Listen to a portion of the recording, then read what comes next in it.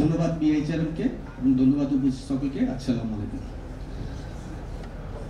আমি মোহাম্মদ রিপন মিয়া। আজকে আমি basically sales and operation planning নিয়ে আলোচনা করব। আমি বর্তমানে টিসিএল ভার্সেস মার্কেটিংয়ে লিমিটেডের কান্ট্রি ম্যানেজার হিসেবে আছি এবং প্রায় দীর্ঘ 19 বছর প্লাস আমি কনজিউমার ইলেকট্রনিক্স ইন্ডাস্ট্রিতে কর্মরত আছি।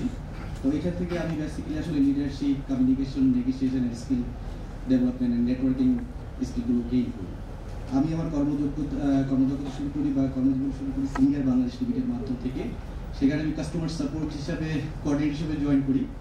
ওখান থেকে প্রমোটেড হয়ে আমি বেসিক্যালি সেলস কোঅর্ডিনেটর হিসেবে জয়েন করি। ওখান থেকে জব ছেড়ে দিয়ে আমি প্রায় মিনিস্টার হাইটেক পার্ক ইন্ডাস্ট্রিতে জয়েন করি, যেটা মিনিস্টার শিক্ষিত। এবং ওখান থেকে আমি ছেড়ে দিয়ে চলে যাই হচ্ছে যমুনা ইলেকট্রিক্স অটোমোবাইলস। ওখান থেকে তারপরে যায় হচ্ছে আমার স্কাইবি ইলেকট্রনিক্স, এটা একটা আইসিডি প্রোডাক্ট গ্রুপ। ওখান থেকে শেষ করে এখন আমি বর্তমানে যে সিচুয়েশন আছে এখানে আছি। তো যাই হোক, আমি বেশি আমার আলোচনা দীর্ঘায়িত করবো না। আজকে আমরা আলোচনা করব যে আমরা সবাই অবশ্যই এসএনওপির উপরে অভিজ্ঞতা আছে বা জানি এবং জ্ঞান আছে। তো আমি এটার মধ্যে সেলস কিভাবে ইফেক্ট করে সেই জিনিসটা নিয়ে আলোচনা করতেছি। আমরা জানি সেলস অ্যান্ড অপারেশন প্ল্যানিংটা বেসিক্যালি সাপ্লাই চেইন করে থাকে। তো সাপ্লাই চেইন যখন একটা পণ্য নিয়ে কাজ করে তখন তারা কি করে? বেসিক্যালি তারা হচ্ছে দেখে যে প্রোডাক্টের অরিজিন কোথায়, এটা রেপুটেশন কি আছে, এটা রিসার্চ সেন্টার কি আছে বা ডেভেলপমেন্ট কি আছে, এবং এটার কোয়ালিটি বা ভিশন কি কোম্পানি, এবং এই প্রোডাক্টের পসিবিলিটি লাইফ টাইম কতটুকু আছে। তো সাপ্লাই চেইন যখন এটা করার পরে এটা সেলস টিমের কাছে দিচ্ছে। সেলস টিম কি করছে? সেলস টিম দেখছে যে ওই অরিজিন অনুযায়ী এবং এই রেপুটেশন এবং এই ফিচার বা আর&ডি এবং প্রোডাক্টের যে পসিবল লাইফ টাইম আছে, এই ক্যাটাগরিতে কি কি ধরনের ব্র্যান্ডগুলো আছে, এবং তারা ওই ব্র্যান্ডগুলো নিয়ে একটা বেঞ্চমার্ক করে। বেঞ্চমার্কগুলো কি কি করে? এখানে দেখা যাচ্ছে ফিচার্স থাকে একটা, তারপরে হচ্ছে আপনার টার্গেট কাস্টমার কারা, এই প্রোডাক্টগুলো কারা কারা ইউজ করবে তাদেরকে একটা কাস্টমার হিসেবে অভিহিত করছি, এবং এই প্রোডাক্টের ওয়ারেন্টি কতটুকু আছে, কেননা ওয়ারেন্টি একটা মোস্ট একটা ইম্পর্টেন্ট সেলসের জন্য। আর দ্বিতীয়ত হচ্ছে যে এই প্রোডাক্টের প্রাইস কেমন। তো এই জিনিসগুলো সবকিছু একটা বেঞ্চমার্ক করার পরে তারা একটা সাপ্লাই চেইনের কাছে যাচ্ছে। তো সাপ্লাই চেইন কি করছে?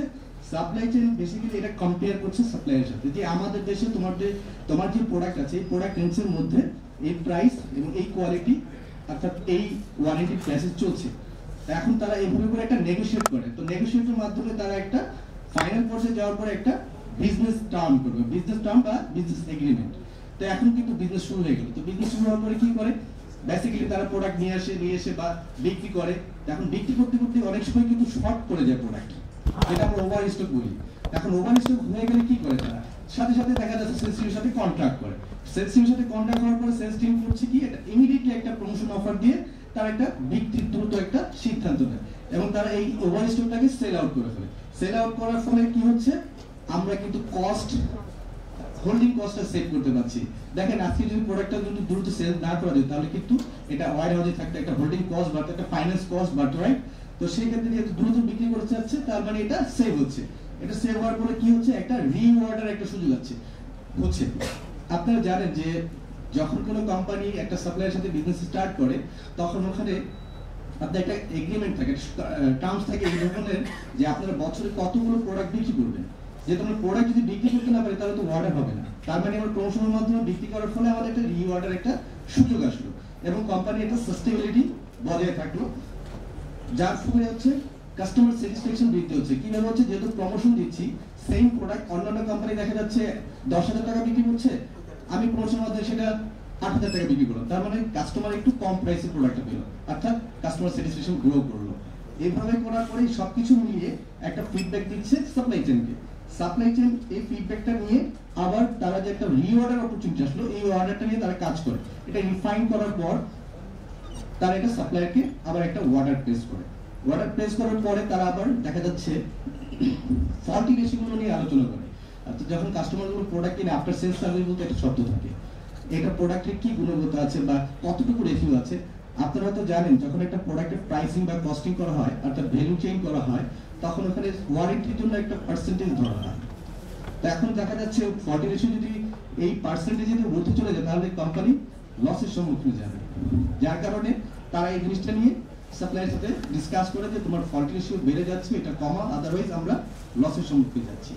সেকেন্ড টাইম হচ্ছে তারা এই ফল্টি রেশিওটাকে, তারা যেমন একটা কথা ছিল যে আমার একটা প্রোডাক্ট 3 বছর লাইফ টাইম আছে, 10 বছর লাইফ টাইম আছে, এক্সাম্পল যেমন একটা টিভি প্যানেল জন্য 30,000 ঘন্টা চলবে, এখন দেখা যাচ্ছে সে 10,000 ঘন্টা চলার পরেই ড্যামেজ হয়ে যাচ্ছে, প্যানেল ড্যামেজ হয়ে যাচ্ছে। একটা প্যানেল কিন্তু প্রায় 2/3 প্রাইস দাম, তো সেক্ষেত্রে কি হচ্ছে, কোম্পানি লুজার হয়ে যাচ্ছে। তো লুজার হয়ে যাওয়ার বিধি তারা এটা সাপ্লাইয়ের সাথে ডিসকাস করে যে তোমার প্যানেলটা অনেক উইক হয়ে যাচ্ছে, যেটা কথা ছিল 30,000 ঘন্টা চলবে সেটা 10,000 ঘন্টা চলছে, তোমরা এটা আর একটু আপডেট করো এবং কোয়ালিটি ইনক্রিজ করো। এই ধরনের ফিডব্যাকগুলো দেওয়ার পরে সেলস টিমের সাথে ডিসকাস করে। এখন দেখেন এখানে একটা সিস্টেমেটিক বা স্ট্যান্ডার্ড প্রসেস মেইনটেইন হলো। তো স্ট্যান্ডার্ড প্রসেস যখন মেইনটেইন হয় তখন কি হয়, কোম্পানির মার্কেট রেসপন্স ভালো আসে, আর মার্কেট যখন রেসপন্স ভালো আসে তাহলে নিশ্চয়ই কোম্পানির রেপুটেশন বাড়ে, আর কোম্পানির রেপুটেশন যখন বাড়ে তাহলে আলটিমেটলি কোম্পানি কিন্তু একটা প্রফিটেবল হয়ে যায়। এটাই আমরা বলি হেলথি বিজনেস। এখন দেখেন যদি কোম্পানি বা সাপ্লাই চেইন যদি সেলস টিমের সাথে ইন্টারাপ্ট না করতো বা ইন্টারভিউর সাথে গ্রুপিং ডিসকাশন না করতো, তাহলে কি হতো, এখন দেখা গেল সাপ্লাই চেইন একটা প্রোডাক্ট নিয়ে আসছে নিজেদের মতো করে, এক্সাম্পল প্রোডাক্ট নিজেদের মতো ডিজাইন, নিজেদের মতো প্রাইস, নিজেদের মতো কস্টিং করার পর মার্কেটে এসে ছেড়ে দিল। এখন দেখা যাচ্ছে প্রোডাক্টটা বিক্রি হচ্ছে না, কেন দেখা যাচ্ছে সেম প্রোডাক্ট মার্কেটে বিক্রি হচ্ছে 10,000 টাকা, বাট আমি নিয়ে আসছি 15,000 টাকা। তার মানে হচ্ছে এখানে যদি সেলস টিমকে ইনভলভ করতে, তাহলে সেলস টিম বলতো যে এই প্রাইসে এই প্রোডাক্টটা চলবে না, এইগুলো প্রোডাক্টগুলো বেসিক্যালি বাংলাদেশে বা আমাদের দেশে এই সমানের প্রাইসে আছে। তো দ্যাট মিনস আমরা বলতে পারি যে অবশ্যই সাপ্লাই চেইনের সাথে বা এসএমপির সাথে অবশ্যই সেলসের একটা ভালো ইফেক্ট আছে, যেটা না করলে আমাদের কোম্পানি একটা ক্ষতির সম্মুখীন হতে হবে, এবং আমরা হেলথি বিজনেস করতে হলে অবশ্যই সাপ্লাই চেইনের সাথে সেলস টিমে ইন্টারাক্ট করতে হবে। তো এই বলে আমি আসলে বেশি ডিসকাস করবো না বা লম্বা করবো না, এখানে আমি শেষ করছি। আসসালামু আলাইকুম।